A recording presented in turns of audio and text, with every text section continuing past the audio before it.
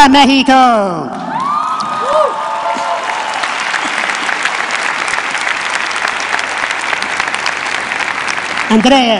Andreas, they just told me backstage that I get 45 minutes. 45 minutes. No, I'm just kidding,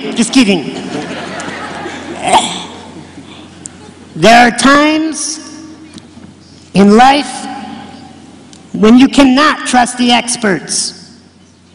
And you've heard many experts at this conference. When I was born, the doctors, the experts, told my parents that I wouldn't live the first 24 hours of my life. Now, all those expert doctors are dead, and 31 years later, and I am presenting in Mexico.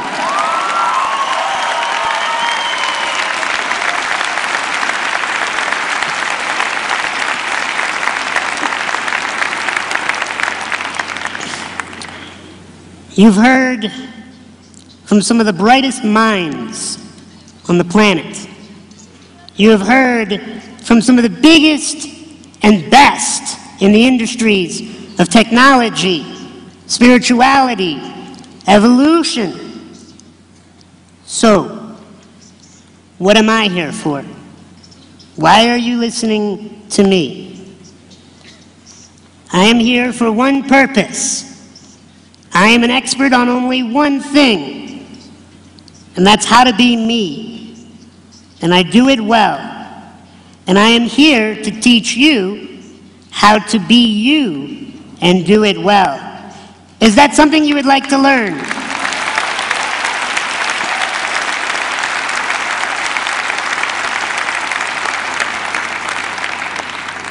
I've studied a good portion of my life.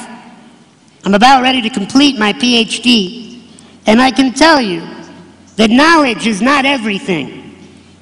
There is something bigger than knowledge, and that is heart. Corazón? Corazón? Yes? Thank you. And I am here to teach you how to love yourself. Because I find that most people do not love themselves. It doesn't matter what you look like, how much money you have, or where you come from. If you are not enjoying your life, then all of the ideas that you learned here, what good are they? I am here to help you take all of these ideas and bring them into your heart so that you can enjoy your life. Your life will be over faster than you realize. And I hope in the time that I have to share with you information so that you can enjoy this time, so that you can wake up. As a therapist, I've learned that we all share one thing in common. Mexicans, Americans, Europeans, Africans, every part of the world shares one thing in common, and that is emotion. Barring neurological damage, most of us have access to our emotions, and that's what makes us human. That's what makes life worth living. But sadly, many of us do not know how to control our emotions. Many of us allow our emotions to control us. But if you want to live a life of beauty, a life of passion, I heard Mexico loves passion. Yes? See? You must embody what I am about to tell you about emotion. All human beings, we all kneel over graves and cry. We all get nervous and scared when we tell someone for the first time, I love you. We get scared when the doctor gives us news about ourselves or our family that is not good.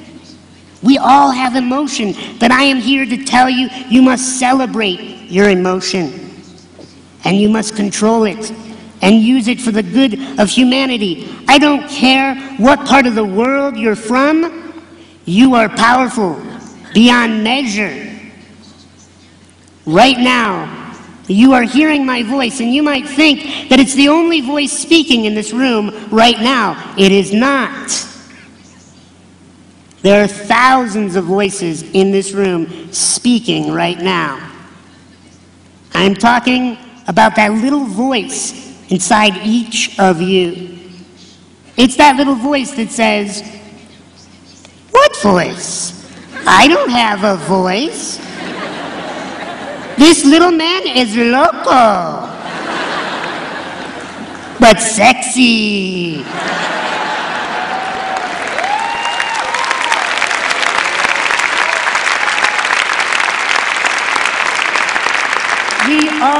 I only have 14 minutes. Shh. We all have to take control of that voice inside of us. Because it's that voice that is a child. Is it a little child? And if you were to say mean things to that child and abuse that child and neglect that child, is it any wonder that sometimes we set goals and we sabotage ourselves? Why? Because the child has been ignored. The child inside of us does not feel loved. And so the child messes with us to get our attention. I learned about this child that lives inside each of us when I started to study psychology and started to study the impact of words that the child uses inside of our minds and in our hearts. I once was in college, and I had a child psychology course where I had to take 40 children between 5 and 12 years old. And I was working with them, and I was teaching them valuable lessons about loving yourself, about being good to your neighbor, about being kind. And as I'm teaching them, something comes flying at my head and hits me. It was a zapato, a shoe. In America, zapatos don't fly. And I'm looking around. No, shoes, no shoes. You very angry, I'm very angry. Now let me ask you a question. If someone threw a zapato at your head, by a raise of hands, how many people would throw the shoe back? Yes. Yeah, we would get mad and angry. But what I learned is as I got to know this child's father had killed this child's mother. And this child was screaming for attention. He was screaming for me to love him. And I learned that we must be loving through our words. There's a saying in America that says, "That should go without saying." Oh, that should go without saying. But I believe we must tell everyone that we love each other. In America and Mexico, we share borders. And our politicians debate about how to handle those borders. What about handling it with love? What about seeing that there is no such thing as countries? At the end of the day, we are all human because we all share emotion.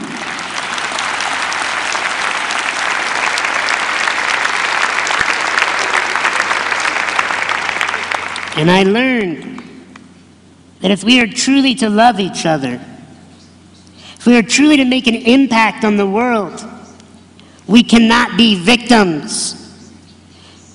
Victim believes that things are outside of their control. Oh, this happened to me. Oh, poor me. Do you know what I'm saying? Yes? Yes. Victim mentality is what causes us to be enslaved. Victim mentality, believing that things are outside of your control and there's nothing you can do.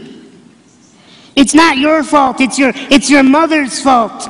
It's your father's fault. It's the teacher's fault. It's the government's fault. It's God's fault. It's evolution's fault. I love you, Richard Dawkins. I love you. We cannot blame. We cannot blame because blame equals victim. Victim believes that there's nothing I can do.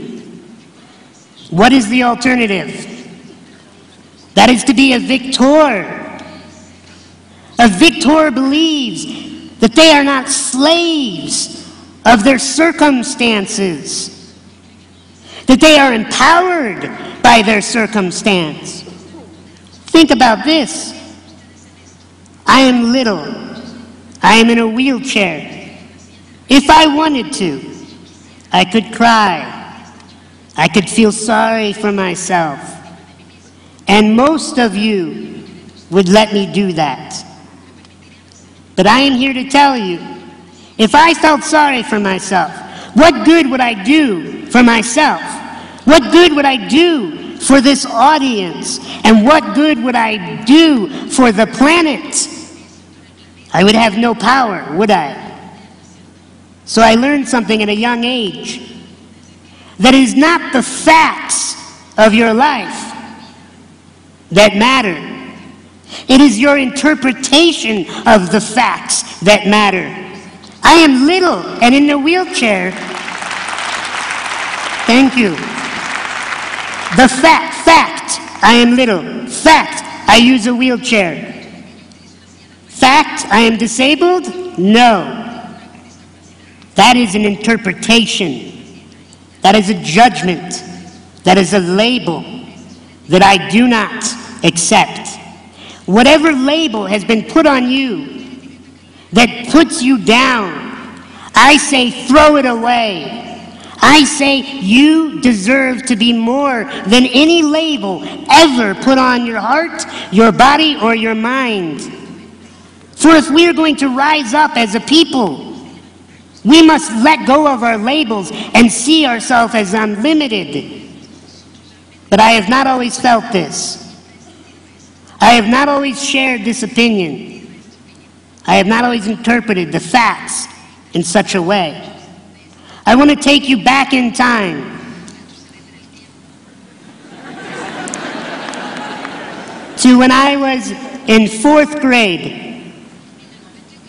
And in 4th grade, it was Halloween. You call this Day of the Dead? Halloween? It's different, but you understand Halloween, yes? Yes. In America, we get candy, and we dress up in costumes. And I loved Halloween, because it was the one day of the year where I got to blend in. And in my wheelchair, I sometimes would get out of my wheelchair and be on the floor. And I would roll around with excitement. And my mother was in the kitchen making my lunch. And I was rolling around in my costume. And I was saying to myself, oh, you look so good. I can't wait to show this off to my friends. And as I'm rolling around on the floor, I catch my left leg on the door.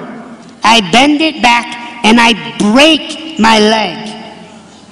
It snaps. And whenever a bone breaks in my body,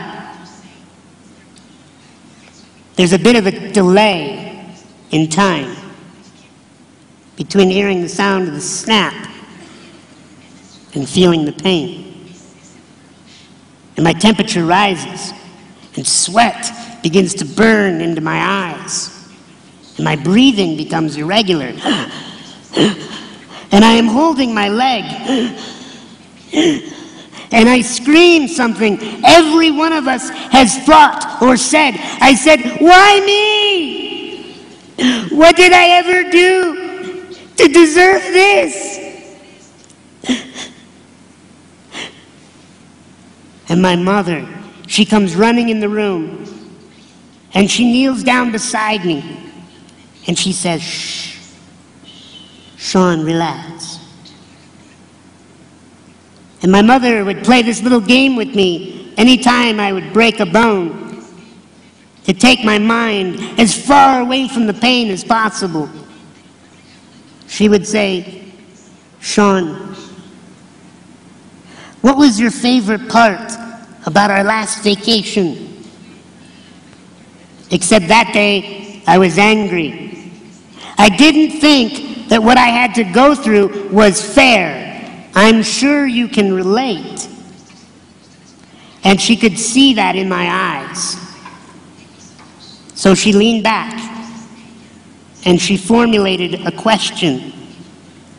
A question that changed the course of my life forever. Sean, is this going to be a gift or a burden in your life? I thought, is she loco? A gift? A gift? It comes on Feliz Navidad. We go, woo! A gift? But something happened. Something that no scientist or theologian could explain. For it was my experience that I would like to share with you. This warm wind of wisdom came rushing into the room, surrounding my body. And then I had clarity. I realized I loved my life amidst all of my pain. And maybe the purpose of my pain was to teach others that they could live amidst their pain and still love their life. My mother taught me one more valuable lesson that day. She said, sweetie, pain is inevitable. It touches us all. Suffering is optional. You have a choice as a person to continue to make yourself feel bad and beat yourself up, or you could look for the gifts inside of your pain. You could start saying things like a best friend, like a lover. You could empower yourself through that little voice. Because I realize we all break. Every single one of you has breaks, fractures in your marriage sometimes, your business, your health, raising your children. And if when you break, you say, oh, I am a victim, oh, poor me. Why does this always have to happen to me? Or you have choice to say, no, I am a victor. I interpret the facts. I interpret the labels. I decide with this time that I have what I am going to do. Because I want to tell you my most important secret, my most valuable thing that I can bring to your beautiful conference. Listen closely and remember it forever. Fairness is an illusion. No one got a better life than you. No one got more or less than you. No one got a better body than you, a better set of parents than you. They got different things. And how you interpret those differences, are what is going to decide the future of your life and all of those lives that you will come into contact with. I believe we cannot sit back as a people or a country and say, why Why me? I say we stand proud and we say, now is the time for me to seize the day, seize my life. Thank you very much.